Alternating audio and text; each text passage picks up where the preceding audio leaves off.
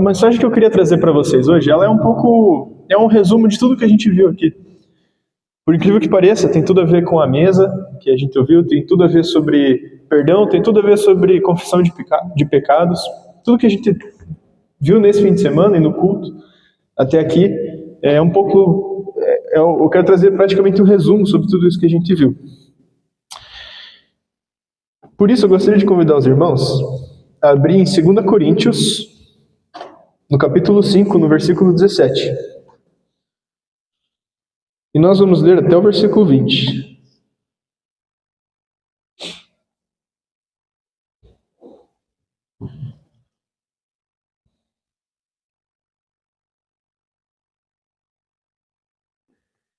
Eu vou ler. Se você não tiver uma Bíblia, você pode acompanhar aqui, né, na projeção. Diz assim: portanto, se alguém está em Cristo, é nova criação. As coisas antigas já passaram, eis que surgiram coisas novas. Tudo isso provém de Deus, que nos reconciliou consigo mesmo por meio de Cristo e nos deu o ministério da reconciliação. Ou seja, que Deus em Cristo estava reconciliando consigo o mundo, não levando em conta os pecados dos homens, e nos confiou a mensagem da reconciliação. Portanto, somos embaixadores de Cristo, como se Deus estivesse fazendo seu apelo por nosso intermédio. Por amor a Cristo suplicamos, reconciliem-se com Deus. Então essa é uma passagem muito maravilhosa, é uma passagem que aquece o nosso coração. A gente tem um discurso muito bonito sobre como nós somos salvos, como nós somos redimidos, como temos um relacionamento com Deus. E como Deus realiza a obra dele nos nossos corações quando nós confiamos nele. O que o Deus que criou céu e terra, o que o Deus que criou tudo, só com a sua palavra, Deus, ele não criou o mundo, não criou o universo, não criou nada, utilizando outro material como nós fazemos, né? Se você quiser criar alguma coisa, você precisa pegar uma matéria-prima e transformar ela para criar algo. Deus não, Deus criou tudo do zero, né? Então o que esse Deus, criador do zero, o que ele faz com a criatura que crê nele, né, sua criação? Então esse é um capítulo muito bonito, onde nós podemos entender um pouco mais sobre isso. Nessa passagem, a primeira coisa que a gente tem que lembrar é olhar para Cristo. O que Jesus fez? Ele veio, morreu e ressuscitou por nós, certo? Então nós sabemos que Jesus morreu por nós. Ele morreu pelos nossos pecados. O que isso significa? Significa que nós, todos nós aqui, desde que nascemos, já éramos pecadores. Porque o ser humano, ele nasce no pecado. O ser humano, ele nasce com um desejo ruim. Sabe aquela criança que às vezes nem fala, mas já tem uma manhãzinha? E depois cresce um pouco, já começa a ficar tentadinho por aí, né? A gente já nasce com um ímpeto ruim, a gente já nasce com o pecado. Por isso, todos nós, todo ser humano, estava destinado a morrer eternamente. Por isso que nós temos a morte. Jesus veio e morreu para que nós não tivéssemos que morrer. Um Deus infinito morreu para pagar a morte eterna. Nós não conseguiríamos, nós não somos infinitos como Deus é. Então, Jesus morreu em nosso lugar, certo? Significa que nós não precisamos mais morrer. Significa que agora nós temos vida eterna com Jesus. Mas Jesus não só morreu, certo? O que aconteceu 3 dias depois que Jesus morreu? Ele ressuscitou. E assim como Jesus ressuscitou, assim como para nós que merecíamos castigo de morte, não agora mais morreremos por conta do nosso pecado, assim como Jesus ressuscitou, nós também ganhamos vida. Jesus, ele teve vida. Ele ressuscitou. Então nós, agora, por confiarmos em um Deus que é Criador e Todo-Poderoso, que só com a sua palavra cria, ele cria em nós, ele nos ressuscita, né? Ele ressuscita o nosso espírito, assim como ele fez com Jesus. Ele nos cria e nos faz nova criatura. Então é isso que esse texto diz. Portanto, se alguém está em Cristo, é nova criação.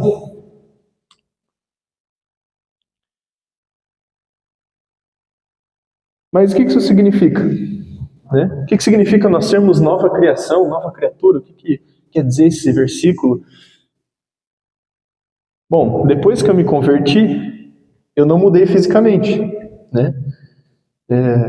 Nunca vi algo assim, alguém aceitou Jesus e ficou mais bonito, ou algo assim, né?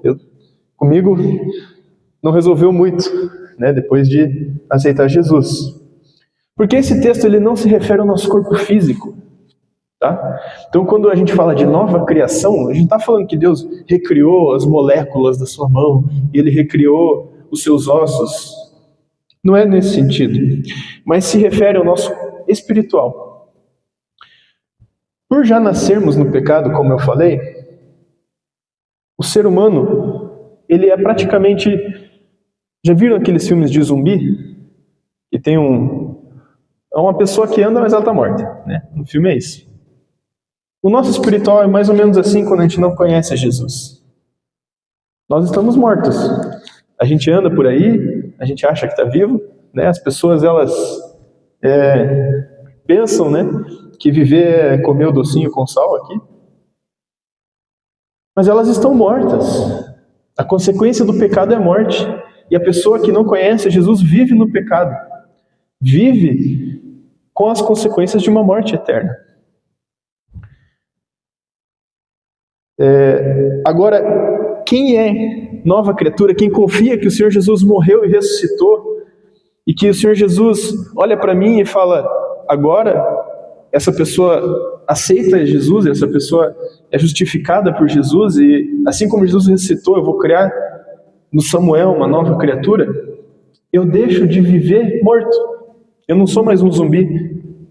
Deus restaura a vida em mim. E agora eu sou uma nova criatura. No meu corpo espiritual, eu tenho vida e vida eterna. E essa confiança é só para quem conhece Jesus, quem está em Jesus, quem tem certeza que Jesus morreu e ressuscitou pelos meus erros, Ele pagou pelos meus erros, Ele me deu vida eterna. Então eu tenho certeza que eu sou nova criatura. A nova criatura não vive mais no pecado. Ela não tem mais como. Você pode ser vivo e continuar vivendo na morte? Não tem como. Eu tenho um professor no curso de teologia e ele gosta de falar com palavras muito rebuscadas, difíceis assim. E ele sempre explica a diferença entre duas palavras. Ele sempre fala a diferença do pecador e do pecadeiro. Né? Pecador é o que peca, mas que ele se arrepende e muda e não é mais pecador. Todos nós somos pecadores porque nascemos pecadores. E de vez em quando, a nossa natureza é pecaminosa. Então a gente erra e cai, infelizmente. Mas o pecadeiro é aquele que vive no pecado, continua caminhando no pecado, e vai pecando, e daí nem tenta, nem luta, fala, não, o Senhor Jesus vai perdoar mesmo. Então, pecar hoje, amanhã Jesus perdoa. Esse é o pecadeiro, é o que gosta de viver no pecado. E a nova criatura não detesta o pecado, né? O novo homem, quem é nova criação, que está em Cristo, não consegue viver no pecado. Você tem certeza que é nova criatura? Você confia que o Senhor Jesus morreu e ressuscitou por você? Que Ele pagou todos os seus pecados? Você confia que é nova criação? A nova criação, ela é uma vida, e vida espiritual, vida eterna. A morte aqui, física, vai chegar para todo mundo em algum momento. Mas aqueles que estão em Cristo e são nova criatura, aqueles que foram regenerados, aqueles a quem Deus fala, você é nova criatura, e eu como Criador dos céus e da terra, te dou vida eterna, e justifico o teu pecado, eles têm certeza da salvação e do paraíso. Agora, para quem não é nova criatura, infelizmente, ainda está válida a justiça de Deus, e essa pessoa não tem como ir para o céu, porque ela já está morta, já nasceu morta. Você já aceitou Jesus? Já reconheceu que Ele morreu por você e pelos seus pecados? Tem certeza da sua vida eterna, que agora você é nova criatura? E você é nova criação? Você abandonou seus pecados? Você luta contra seus pecados? Procura viver uma vida de santidade? Ou ainda procura, não entendeu e continua sendo um pecadeiro, né? Continua vivendo o que parece ser prazer, o que parece ser bom, mas que no fundo a gente sabe que é pecado. Qual é a sua relação com o pecado? Você é um pecadeiro e continua gostando do pecado? O Senhor Jesus nos faz nova criatura e todos nós passamos por isso. Todos nós passamos pelo processo de santificação, todos nós somos desafiados a lutar todos os dias contra o pecado. Mas lá em Filipenses existe uma promessa, e eu vou falar um pouco mais sobre isso mais para frente, mas que diz que aquele que começou a boa obra, aquele que começou a nova criatura em você, ele é fiel para completar ela. Então você não está sozinho lutando contra o pecado. Quem criou, esse Criador do céu e da terra que fala assim, agora você é a nova criatura, ele te ajuda, ele é fiel para ir te ajudando, para completar essa nova criação. Amém? Essa conversa sobre novo e velho é muito interessante. Na Bíblia a gente tem esse contraste o tempo todo. Se você pegar uma Bíblia na mão, você vai ver que tem o Novo Testamento e o Antigo Testamento. Algumas coisas... a gente tem muito esse contraste entre o novo e o velho. Algumas coisas foram no passado, muito antigamente, para que aquelas pessoas do passado tivessem uma sombra, tivessem um gostinho do que seria Jesus, porque elas não viram Jesus. Elas eram muito antes de Jesus.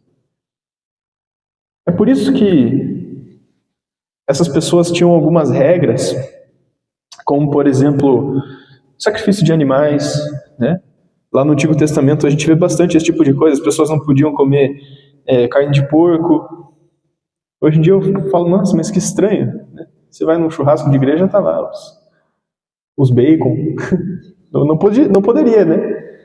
Mas é porque isso era uma regra lá do Antigo Testamento para apontar para Jesus, porque eles ainda não viam Jesus, eles não sabiam que Jesus viria. Mesmo assim, a palavra de Deus continua eternamente. Então existem coisas do passado que continuam. Existem coisas do passado que são feitas para ficar lá no passado. Agora, quando falamos de nova criação e quando falamos do que a gente viveu e já passou, a Bíblia diz que todas as coisas velhas passaram. Como assim? Você não pode apagar o seu passado, a sua vivência, os seus traumas, as suas memórias. Mas aqui, de novo, nós estamos falando da criação espiritual. E muitas vezes nós não entendemos que os nossos pecados, eles são feitos para ficar totalmente no passado. Eles não são como a palavra de Deus, que permanecem eternamente. Eles não são algo que deve ficar um resquício, não. Os nossos pecados foram totalmente apagados no sangue de Jesus. Todos os nossos pecados foram perdoados. Por isso agora, quando somos nova criatura, não precisamos mais viver na sombra do pecado ou com medo do pecado. Até um tempo atrás, não faz muito tempo, eu tinha uma dificuldade muito grande e muito real em adorar a Deus em um culto, por exemplo. Porque quando a gente canta algumas músicas e a gente fala, Deus, o Senhor é santo, vinha um temor sobre mim, algo que me impedia, porque eu pensava, eu sou pecador demais para estar aqui. Eu sou pecador demais. Essa é uma verdade sobre mim. E aí eu não conseguia adorar, eu não conseguia me expressar em relação a Deus, porque eu ficava com a culpa do pecado. Eu tinha tantos pecados, e eu até achava que estava tudo bem, mas ao mesmo tempo eu sentia culpa. No fundo eles ficavam lá presos, né, como se fosse uma mochila pesada. E aí quando estava na igreja, em um ambiente de adoração com os meus irmãos, parecia que pesava 10 vezes mais. Até que um dia eu tive que entender o valor do sacrifício de Jesus. É tão profundo, é tão forte o Deus que é vida morrer. É tão profundo, é tão forte a ira de Deus cair sobre o próprio Filho por nós. A graça de Deus ela é tão maravilhosa, é algo tão profundo, que não existe resquício de pecado quando aceitamos a Cristo e entendemos isso. Então você não precisa mais caminhar com culpa a partir do momento em que você se entrega para Jesus. partir do momento que você confia a sua vida em Jesus e você fala, eu não quero mais ser um pecador, eu quero caminhar com o Senhor, eu quero que o Senhor me santifique. Apesar de você pecar de vez em quando, e você vai ter que se arrepender e dói pecar. O arrependimento é para doer mesmo, porque o pecado nos machuca. Mas mesmo assim, não é a mesma coisa de você conviver com a culpa. Satanás ele usa essa estratégia muitas vezes sobre a nossa vida, porque ele é astuto. E às vezes ele engana a gente, porque sim, a gente é pecador. A Bíblia fala, se você fala que não tem pecado, você é mentiroso. Nós somos pecadores. Aí o Satanás usa isso que é original do ser humano e distorce. Ele muda um pouquinho para você se sentir pecador demais para estar com Deus. Me lembro de um evangelismo também que eu estava com alguns amigos fazendo, e era uma madrugada. A gente estava fazendo evangelismo de madrugada. E a gente foi conversar com um cara, e esse cara, ele, em determinado momento da conversa, falou assim, eu não posso chegar a Jesus, não posso chegar a Deus, porque eu pequei demais. Ele era um cara que já tinha cometido crime, um cara que já tinha sido preso, um cara que, enfim, tinha feito muita coisa errada mesmo. E ele não se sentia digno de ser um cara que pode ser considerado santo, né? E aí a gente ministrou essa palavra no coração dele, que o Senhor Jesus, ele perdoa todos os pecados, não existe resquício de pecado em nós quando aceitamos a Ele. Ao mesmo tempo que Ele limpa todos os nossos pecados e a gente pode viver livre e liberto da culpa, Ele perdoa todo e qualquer pecado, porque o sacrifício de Jesus é algo muito maravilhoso, é algo muito imenso, é algo muito... O ser humano não consegue imaginar o quanto é profundo o sacrifício de Jesus por nós. Então, as coisas antigas já passaram. Você não precisa mais se remoer com coisas que você já fez no passado, se agora você está em Cristo e é nova criatura. E você tem a oportunidade de ser de Cristo e ser nova criatura independentemente do que você tenha vivido. Porque o sacrifício do Deus vivo, que se tornou pecado por nós. Esse mesmo texto mais para frente diz isso, que Deus, que é justiça, ele se tornou pecado no nosso lugar. É um texto extremamente forte, é muito forte isso. O sacrifício de Jesus é imensamente poderoso. O sangue de Jesus é extremamente poderoso. E como eu disse, quando vivemos esse processo, quando vivemos esse caminho, o arrependimento gera mudança. E como nova criatura, nós vamos sendo santificados a cada dia, e vamos vivendo longe do pecado. E vamos construindo uma vida cada vez mais perto de Deus, longe do pecado. E vamos vivendo uma vida cada dia mais leve. Caminhar com Jesus é leve, não pode ser pesado. Ele carregou o peso. Talvez hoje à noite você se sinta e viva com um pecado, uma culpa de um pecado que você viveu. Talvez, como foi dito aqui, você precisa confessar algo para Deus porque é difícil confessar. Às vezes tem coisa que a gente tem medo de mostrar para Deus, né? A gente fica guardando porque a gente acha que Deus não vê. É igual quando era criança que eu ia mal na prova e escondia do meu pai e falava, o pai não vai saber. Aí chegava no final do semestre, não podia viajar porque eu estava de recuperação. Então, não adianta, a gente não consegue esconder de Deus os nossos pecados. E aí, lógico que a gente se sente mal. Então talvez seja a hora de confessar isso para Ele, mostrar isso para Ele, falar, Deus, eu sou pecador e isso aqui está difícil, mas eu quero que o Senhor me santifique, quero que o Senhor me ajude. E Ele é todo poderoso, como eu disse, Filipenses diz, aquele que começou a boa obra em nós é fiel para terminar.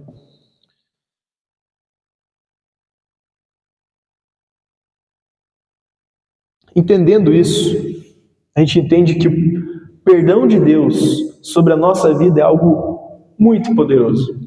O Senhor, quando Ele nos perdoa e nos resgata, nos faz nova criatura e perdoa os nossos pecados, é um gesto, uma atitude de perdão que, como eu disse, o ser humano não consegue entender.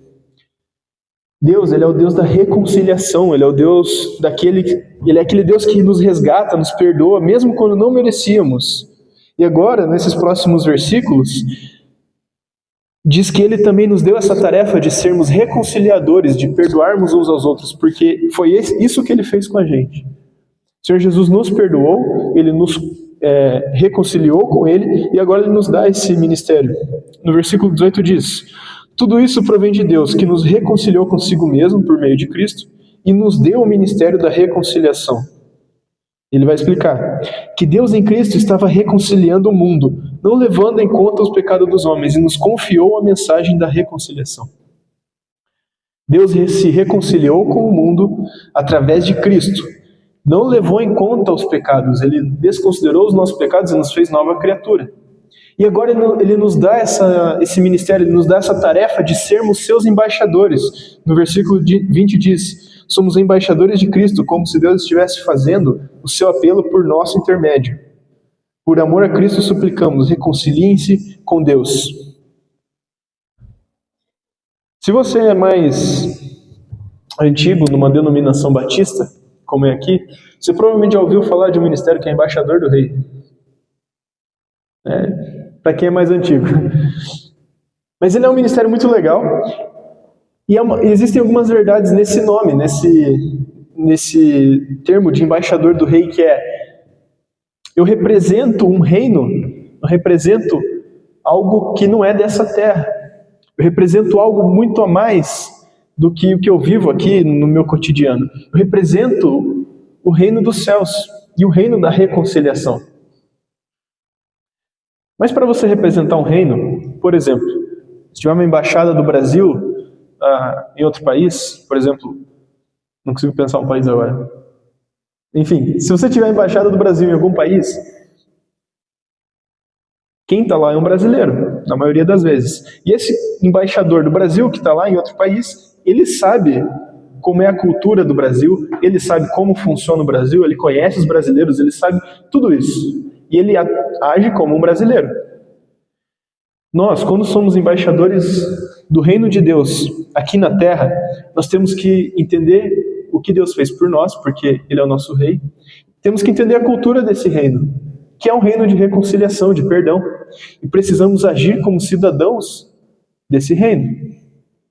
Então, se Deus nos perdoa, se o nosso reino a qual servimos é um reino de reconciliação e de perdão, nós também precisamos perdoar.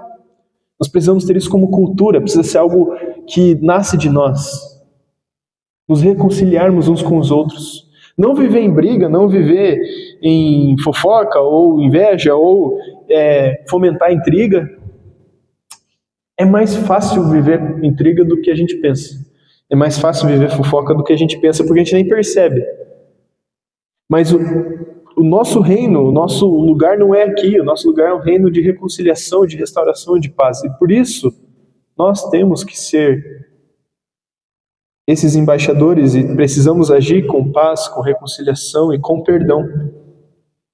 A Bíblia vai dizer em uma certa passagem que existem coisas que Deus odeia, mas existe algo que Ele detesta. Existe algo que é pior.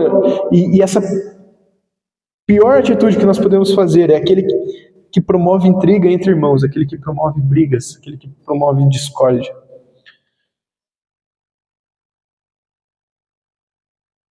Existem pessoas, e às vezes falo por mim, que têm dificuldade em pedir perdão.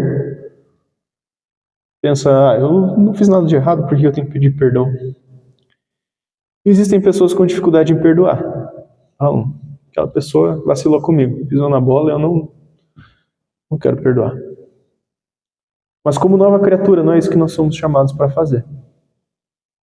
Como nova criatura, somos chamados para perdoar e pedir perdão. Reconciliadores, promotores de paz, embaixadores de paz. Porque é isso que nós somos chamados para fazer, é isso que o nosso rei faz. A grande diferença do embaixador do ministério da reconciliação é que a gente não busca vingança, a gente não busca retaliação. A gente busca perdão, perdoar, reconciliar, reconstruir relacionamentos. Hoje à noite, com quem você precisa se reconciliar? Com quem você precisa acertar suas contas? Com quem você precisa restaurar o seu relacionamento? Pedir perdão, perdoar? Você tem agido como um embaixador? Alguém que promove a embaixada de reconciliação do reino de Deus na terra? Ou que promove intriga, mágoa, fofoca? Por último, se somos embaixadores, entendemos qual é o nosso papel no reino, entendemos quem somos, de qual reino nós somos. Nós somos também convidados a representar isso para aqueles que não são do nosso reino, né? Nós somos convidados, não. É a nossa tarefa como embaixadores. A falar do reino, falar da reconciliação para aqueles que ainda não conhecem esse reino. Por isso que no versículo 20 diz: reconciliem-se com Deus. É um apelo que nós fazemos como se Deus fizesse por nosso intermédio. Apelo que Deus faz usando a sua vida lá no trabalho, em casa, com a família, na faculdade ou na escola. Deus, Ele usa você, Ele usa a sua vida para falar com essas pessoas. E Ele faz um apelo, Ele pede para que essas pessoas se reconciliem com Ele, porque você é o embaixador dele. Então é nosso papel como agentes de reconciliação e de paz, como cidadãos que creem no poder de Deus e no sangue de Jesus, é falar desse evangelho, falar dessa reconciliação e desse amor. Você conhece alguém que precisa ouvir essa mensagem? Você conhece alguém que não se reconciliou com Deus? Alguém que não sabe que está em uma vida de morte? Alguém que não sabe que é um zumbi? Você conhece alguém que tem vivido uma vida de pecado, de morte? E você tem a mensagem de salvação e de vida?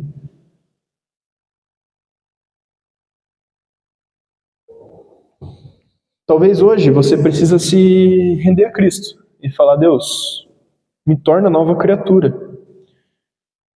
Entender que você, o seu antigo eu, vai morrer com Jesus. E assim como Jesus ressuscitou, Ele vai te tornar nova criatura, uma nova criação. Longe do pecado e longe da morte. Longe da culpa. Talvez você precise confessar um pecado a Ele. Algum pecado escondido que você tem medo ou vergonha de mostrar para Ele. Ou então, você precisa ser um agente de reconciliação na sua casa, no seu trabalho. Alguém que promove o perdão, que promove a paz. O que o Senhor Jesus falou ao seu coração hoje? Gostaria de convidar os irmãos a fecharem os olhos e abaixarem a cabeça. E refletir sobre o que o Santo Espírito falou ao seu coração hoje. Você é a nova criatura? É a nova criação de Deus, confia nisso. Você crê que Jesus morreu e ressuscitou por você? Tem certeza da vida eterna? Tem certeza da salvação? Se você deseja se tornar nova criatura, se você deseja ter certeza que é salvo, certeza que Ele é o seu Salvador e seu Senhor, enquanto a igreja está com os olhos fechados e a cabeça baixa, gostaria de convidar a levantar uma das suas mãos.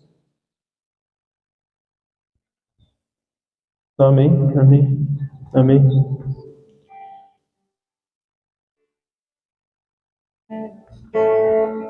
Ainda de olhos fechados e cabeça baixa, talvez você tenha vivido uma vida de culpa e não entendeu ainda que seus pecados foram lavados por Jesus e você vive se martirizando e vivendo com medo do seu pecado, escondendo isso dele. Eu quero te convidar a colocar isso diante dele, deixar que ele lave, deixar que ele purifique e viver uma vida com Jesus que é leve, uma vida agradável, vivendo a boa, perfeita e agradável vontade dele. Se você também deseja fazer essa oração, gostaria de pedir também para que você levantasse uma das suas mãos, para que pudéssemos orar por você.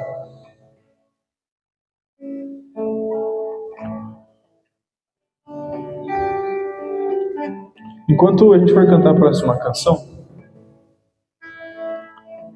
eu tenho um desafio para você. E é um desafio simples, porque aqui a gente está em família, a gente não precisa ter vergonha, não precisa ter medo. Eu quero te convidar a vir aqui à frente para a gente orar junto. A igreja vai estar orando com você. Nós estamos alegres. Então, nessa próxima canção, se Deus falou ao seu coração hoje à noite, você também quer ser um agente de reconciliação, se você precisa falar de Jesus para alguém, quero te convidar a vir aqui à frente, nós vamos orar juntos no final dessa canção e durante essa canção. Amém?